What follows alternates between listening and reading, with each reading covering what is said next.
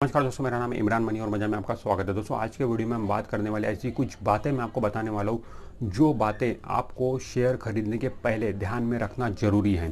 तो फ्रेंड्स, ये वीडियो आप स्टार्टिंग से लेकर एंड तक पूरा देखिएगा। चलिए फिर से वीडियो शुरू करते हैं। फ्रेंड्स देखिए, सबसे पहले तो आपको ये बात ध्यान में रखना जरूरी है कि जो भी कंपनी का आप शेयर खरीद रहे हो वो कंपनी करती क्या है, वो कंपनी का बिजनेस क्या है, वो कंपनी के बिजनेस मॉडल को आपको समझ में आना चाहिए।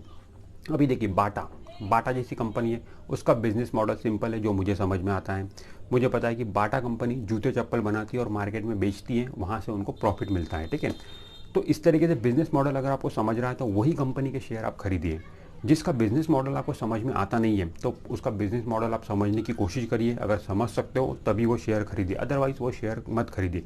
क्योंकि जब भी आप दोस्तों शेयर खरीदते हो तो आप उस कंपनी के शेयर होल्डर बनते हो, कहीं ना कहीं आप उस कंपनी के थोड़े से मालक बन जाते हो, थोड़े से पार्टनर बन जाते हो। ठीक है, तो मालक को तो पता होना चाहिए उसकी कंपनी करती क्या है। ठीक है, तो दोस्तों देखिए, शेयर खरीदने का मतलब होता है बिजनेस में पैसा लगाना। ठीक है, अगर आपको मैं बोलूँ कि आपको कोई भी बिजनेस में पैसा लगाना, कोई भी दुकान लगाना, तो पहले तो आप उसकी पूरी जांच पड़ताल करोगे। ठीक है, वो बिजनेस कैसे चलता है, ठीक है, सारी चीज़ समझोगे, कितनी प्रॉफिटेबिलिटी है, कैसे वो धंधा होगा, सब बातें समझ के ही धंधा खोलोगे कोई ना कोई। तो जब आप शेयर खरीद रहे हो तो दैट मीन्स आप बिजनेस में ही तो पैसे लगा रहे हो, तो आपको बिजनेस तो समझ में आना चाहिए। अगर अभी देखिए, अब रिलायंस इंडस्ट्रीज देखिए बहुत अच्छी कंपनी है, लोग रिलायंस का शेयर खरीदते हैं, बट बहुत लोगों को रिलायंस कंपनी करती क्या है वही नहीं पता है। ठीक है, रिलायंस जो अगर उन्हें थोड़ा बहुत अगर पूछ भी लिया जाए तो वो बोलेंगे कि रिलायंस इंडस्ट्रीज ऑयल रिफाइनरी का काम करती है। बिल्कुल सही बात है, रिलायंस इंडस्ट्रीज ऑयल रिफाइनरी का काम करती है, मेन बिजनेस है उनका। बट एक्चुअल में वो ऑयल रिफाइनरी करके किस तरीके से पैसा कमाती है ये बहुत कम लोगों को पता है। तो इनके बिजनेस मॉडल को आप समझिए। जिस दिन आपको अच्छे से बिजनेस मॉडल समझ में आ रहा है कंपनी का, उस समय ही आप उसमें पैसा लगाइए और सोचिए कि ये जो बिजनेस है ये आगे भी चलता रहेगा क्या। जब आपको लगने लगे आगे भी चलता रहेगा और इसका बिजनेस मॉडल अच्छा है तो ही आप उसमें पैसा लगाइए। इसके बाद में दोस्तों दूसरी बात आपको ये ध्यान में रखना है कि जो कंपनी का शेयर आप खरीद रहे हो उस कंपनी का मैनेजमेंट बिल्कुल क्लीन होना चाहिए, अच्छा मैनेजमेंट होना चाहिए। अगर कंपनी का मैनेजमेंट अच्छा है तो कंपनी अच्छे से परफॉर्म कर सकती है, क्योंकि मैनेजमेंट के हाथ में दोस्तों बहुत खेल होता है। ठीक है, अगर एक सेल्समैन है, ठीक है, वो अगर एक्सपर्ट सेल्समैन है तो वो कचरा भी बेच देगा। ठीक है, मतलब वो अगर वो जो चीज़ है अगर कचरा भी है, वो सेल्समैन अगर एक्सपर्ट है तो वो कचरे को भी सेल कर देगा। तो इम्पॉर्टेंट वही है कि मैनेजमेंट, कंपनी का मैनेजमेंट बहुत अच्छा होना चाहिए। अब ये कंपनी का मैनेजमेंट अच्छा है या बुरा है ये हम कैसे पता लगाएंगे? इसके लिए तो बहुत स्किल की ज़रूरत है। अब लोगों के अंदर जाकर तो हम देख नहीं सकते। मैनेजमेंट मतलब कोई ना कोई पर्सन रहेगा, कोई ना कोई आदमी रहेगा। ठीक है, उसके अंदर तो हम घुस के देख नहीं सकते उसका स्वभाव कैसा है और वो सब। तो दोस्तों उसके लिए आप एक तरीका अपना सकते हो। आप ये देखिए कि उस पर्टिकुलर कंपनी में कितने ज़्यादा कोर्ट केसेस चल रहे हैं। ठीक है, अब देखिए कंपनी पे कोर्ट केसेस चलते हैं, कोई नई बात नहीं है, बड़ी बड़ी कंपनी पे कोर्ट केसेस चलते हैं। बट एक लिमिट से ज़्यादा कोर्ट केसेस कंपनी पे नहीं चलने चाहिए। अगर आपको लग रहा है कि बहुत ज़्यादा कोर्ट केसेस उस कंपनी पे चल रहे हैं तो हम ये बोल सकते हैं कि वो कंपनी का मैनेजमेंट अच्छा नहीं है। देखिए, इतने ज़्यादा कोर्ट केसेस चल रहे हैं मतलब कहीं ना कहीं मैनेजमेंट में कुछ ना कुछ तो कमी है, कुछ ना कुछ तो मैनेजमेंट में कमी जरूर है, तभी इतने ज़्यादा कोर्ट केसेस चल रहे हैं। तो आपको ऐसी कंपनी में पैसा निवेश करना है जिसमें कम से कम कोर्ट केसेस चल रहे हैं। अगर कम से कम कोर्ट केसेस चल रहे हैं तो हम ये बोल सकते हैं कि मैनेजमेंट कंपनी का ठीक ठाक है। ठीक है, जिस पे ज़्यादा आरोप नहीं लग रहे, ज़्यादा कोर्ट केसेस नहीं है। तो आप देखिए कंपनी पे कितने ज़्यादा कोर्ट केसेस है, सारा डेटा अवेलेबल रहता है। कम से कम कोर्ट केसेस जिस कंपनी पे चल रहे हैं वो कंपनी को आप सिलेक्ट कर सकते हो निवेश करने के लिए। दोस्तों तीसरी बात आपको ध्यान में रखना है कि डेट मतलब कर्जा, कंपनी पे कर्जा होता है। शेयर मार्केट में जितनी कंपनियां हैं बहुत सारी कंपनी पे कर्जा होता है, क्योंकि उन्हें लोन लेना पड़ता है बिजनेस करने के लिए। ठीक है, तो इसमें कोई भी गलत बात नहीं है, कंपनियां लोन लेती है, बिजनेस करती हैं। ठीक है, बट जो कर्जा है वो एक लिमिट से ज़्यादा नहीं होनी चाहिए। मतलब कंपनी का जितना मार्केट कैप है उससे ज़्यादा अगर लोन हो गया या फिर मार्केट कैप के बराबर लोन है, ये तो बहुत गलत बात है। इतना ज़्यादा लोन नहीं होना चाहिए, इतना ज़्यादा कर्जा अगर कंपनी पे है तो वैसी कंपनी से हमें दूर रहना चाहिए। और एक बात आपको ध्यान में रखना चाहिए कि कंपनी पे कर्जा तो है, but year by year company अपने कर्जे को कम कर रही है या फिर नहीं कर रही है। ठीक है, अगर आप देख रहे हो पिछले 5 साल की बैलेंस शीट और पिछले 5 साल में आपको ये दिख रहा है कि कंपनी पे पहले 100 करोड़ का कर्जा था, बट चौथे साल में वो 80 करोड़ का रह गया। ठीक है, फिर उसके बाद में 60 करोड़ का रह गया, फिर 40 करोड़ का रह गया। मतलब इसमें क्या दिख रहा है? इसमें ये दिख रहा है कि कंपनी धीरे धीरे अपना कर्जा कम कर रही है, डेट फ्री होने की कोशिश कर रही है। तो ये बहुत अच्छा साइन है। इस तरीके का साइन दिख रहा है तो वो कंपनी को आप सिलेक्ट कर सकते हो। ठीक है, बट कोई कंपनी है जिसपे 100 करोड़ का कर्जा है, फिर नेक्स्ट ईयर जब आप देख रहे हो तो फिर 120 करोड़ हो गया, 140 करोड़ हो गया, कर्जा बढ़ता जा रहा है, तो ये बैड साइन है। तो इस तरीके का नहीं होना चाहिए। कंपनी पे कर्जा रिड्यूसिंग ट्रेंड में है तो अच्छी बात है। ठीक है, और कोशिश करनी चाहिए कि जो कंपनी पे कर्जा कम से कम है वो वाली कंपनी आप ले।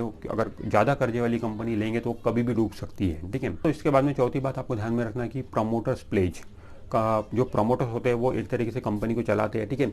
उनके पास भी शेयर होते हैं, ठीक है। वो जो शेयर होते हैं वो प्लेज, वो कई बार अपने शेयर को गिरवी रखते हैं। तो वो जो गिरवी रखे हुए शेयर है प्रमोटर्स के, वो 20% से ज़्यादा नहीं होने चाहिए। 20% से ज़्यादा अगर प्रमोटर्स अपने शेयर गिरवी रखे तो कहीं ना कहीं उस टाइप की कंपनी से आपको दूर रहना चाहिए। अब देखिए दोस्तों, प्रमोटर्स ने इतने ज़्यादा शेयर गिरवी रखे, इसमें कुछ ना कुछ दाल में काला हो सकता है कि प्रमोटर्स कंपनी को छोड़ के जाने वाले हैं, ठीक है। कुछ भी हो सकता है कि प्रमोटर्स गिरवी क्यों रख रहे हैं इतने ज़्यादा शेयर, ठीक है। तो प्रमोटर्स के ज़्यादा से ज़्यादा शेयर गिरवी नहीं होने चाहिए। प्रमोटर्स ने शेयर को गिरवी रख दिया, दैट मीन्स प्रमोटर्स को ही कंपनी पे भरोसा नहीं है। तो ऐसा नहीं होना चाहिए, प्रमोटर्स की होल्डिंग बरकरार रहनी चाहिए, ठीक है। 20% से ज़्यादा शेयर अगर प्रमोटर्स ने गिरवी रख दिए तो कहीं ना कहीं उस टाइप की कंपनी से आपको दूर रहना चाहिए। दोस्तों, अब आने वाले जो 3 पॉइंट मैं आपको बताने वाला बहुत ही ज़्यादा इंपॉर्टेंट है, शेयर खरीदने के पहले आपको वो देखना ही देखना है। तो उसमें जो पहला पॉइंट है वो है प्रॉफिट। कंपनी की प्रॉफिटेबिलिटी आपको चेक करना है। और ये प्रॉफिटेबिलिटी आपको 1-2 साल की चेक नहीं करना है, पिछले 5 साल की प्रॉफिटेबिलिटी चेक करना है। बैलेंस शीट अवेलेबल है इंटरनेट पे, बीएसई की वेबसाइट पे बैलेंस शीट मिल जाएंगी, मनी कंट्रोल की वेबसाइट पे बैलेंस शीट मिल जाएंगी, वहाँ से आप देख सकते हो। आपको पिछले 5 साल की कंपनी की बैलेंस शीट चेक करना है और उसमें प्रॉफिट वाला नंबर देखना है। पिछले 5 साल में कंपनी किस तरीके से प्रॉफिट कर रही है, प्रॉफिट का जो ट्रेंड है कंपनी का, क्या वो अप ट्रेंड में है या फिर स्टेबल है या फिर डाउन ट्रेंड में है। अगर कंपनी का जो प्रॉफिट है पिछले 5 सालों का वो स्टेबल है तो भी चल जाएगा, अप ट्रेंड में है तो बहुत अच्छी बात है, बट वो प्रॉफिट का जो ट्रेंड है वो डाउन ट्रेंड में नहीं होनी चाहिए। तो ये बात आपको ध्यान में रखना है। इसके बाद में दोस्तों जो अगला पॉइंट है वो है सेल्स का। कंपनी के बैलेंस शीट में आपको सेल्स चेक करना है। सेल्स को आप रेवेन्यू भी बोल सकते हो, सेल्स को आप इनकम भी बोल सकते हो। तो पिछले 5 साल की इनकम या फिर सेल्स या फिर रेवेन्यू वो चेक करना है कंपनी का पिछले 5 सालों में कैसा है, क्या वो अप ट्रेंड में है या फिर स्टेबल है या फिर डाउन ट्रेंड में है। वो एटलीस्ट स्टेबल तो भी रहना चाहिए। अप ट्रेंड में तो बहुत अच्छी बात है, ठीक है, बट डाउन ट्रेंड में नहीं होना चाहिए, ठीक है। इसके अलावा दोस्तों जो आखिरी पॉइंट आपको ध्यान में रखना है वो ये है कि डिविडेंड। कंपनी रेगुलर बेसिस पे डिविडेंड दे रही है या फिर नहीं दे रही है। कंपनी ने रेगुलर बेसिस पे डिविडेंड देना चाहिए, ठीक है। जो कंपनी डिविडेंड देती है वो कंपनी अच्छी होती है। कंपनी डिविडेंड कब देती है, कंपनी डिविडेंड तब देती है जब कंपनी को कैश प्रॉफिट जनरेट होता है। कंपनी अगर डिविडेंड दे रही है तो इससे ये प्रूफ होता है कि कंपनी एक्चुअल में कैश प्रॉफिट बना रही है, क्योंकि प्रॉफिट में से ही डिविडेंड दिया जाता है, ठीक है। तो जो कंपनी, अब देखिए पिछले 5 सालों में एटलीस्ट कम से कम साल में एक बार तो भी कंपनी ने डिविडेंड देना चाहिए। तो पिछले 5 साल का रिकॉर्ड उठा के देखिए, पिछले 5 सालों में हर साल कंपनी ने डिविडेंड दिया है या नहीं दिया है। कुछ कंपनियां होती है जो साल में 2-2 बार 3-3 बार भी डिविडेंड दे देती है, बट उतने चक्कर में आपको नहीं पड़ना, एक बार तो भी कंपनी ने डिविडेंड देना चाहिए, ठीक है। तो उस पर आप नज़र रखिए। जो कंपनी डिविडेंड देती है वो अच्छी कंपनी होती है। मैं ये नहीं बोल रहा हूँ कि जो कंपनी डिविडेंड नहीं देती है वो खराब होती है, वो भी अच्छी होती है, बट उसमें फिर आपको अलग लेवल की स्टडी करना पड़ेगा। उसमें स्टडी ये करना पड़ेगा कि कंपनी कैश में प्रॉफिट बना रही है फिर भी इन्वेस्टर को डिविडेंड नहीं दे रही है, तो फिर वो पैसा जा कहाँ रहा है। क्या वो कंपनी वो जो पैसा है वो कंपनी खुद के बिजनेस में लगा रही है तो अच्छी बात है, बट बिजनेस में लगा रही है तो फिर वो बिजनेस ग्रो होना चाहिए। अगर बिजनेस ग्रो हो रहा है तो फिर तब ठीक ठाक है, सब कुछ ठीक ठाक है। अगर बिजनेस ग्रो नहीं हो रहा है तो फिर चिंता की बात है। अगर कंपनी वो पैसा बिजनेस में भी नहीं लगा रही है तो फिर वो पैसा जा कहाँ रहा है। तो ये सब चीज़ों का फिर आपको सब जांच पड़ताल करना पड़ेगा। तो उतने चक्कर में हमें पढ़ना नहीं, हमें सिंपल देखना है कि कंपनी डिविडेंड दे रही है तो वो कंपनी अच्छी है, नहीं दे रही है तो हमें छोड़ देना वो कंपनी। स्टॉक मार्केट में 5000 से भी ज़्यादा कंपनियाँ लिस्टेड है, तो हम क्यों ऐसी कंपनी के पीछे भागे जो कंपनी डिविडेंड नहीं देती है ना। हमारे पास में अवेलेबल है जो कंपनी डिविडेंड दे रही है, तो वहीं पर हम निवेश करें, आज की तारीख में पैसा हमारा बनेगा। तो दोस्तों ये कुछ बातें हैं जो आपको ध्यान में रखना जरूरी है शेयर में पैसा निवेश करने के पहले। तो फ्रेंड इस वीडियो में इतना ही। अगर ये वीडियो आपको अच्छा लगा है तो वीडियो को लाइक जरूर कर दीजिए, और आपने अभी तक हमारे चैनल को सब्सक्राइब नहीं किया है तो चैनल को सब्सक्राइब करके बेल आइकॉन जरूर प्रेस कर दीजिए। मैं मिलता हूँ आपसे नेक्स्ट वीडियो में, तब तक के लिए बाय बाय।